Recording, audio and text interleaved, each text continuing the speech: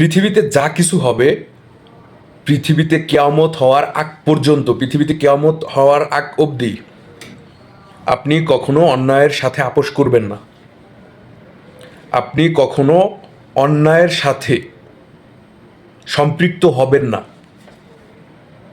আপনি কোনো দিন জীবনে কোনো ব্যাপারে হাইপার হবেন না। আপনি অনেক বেশি উত্তেজিত হবেন না। আপনি অনেক বেশি লোভী হবেন না। আপনি আপনাকে ধারণ করবেন। আপনি আপনাকে সর্বদাই দুর্বল ভাববেন।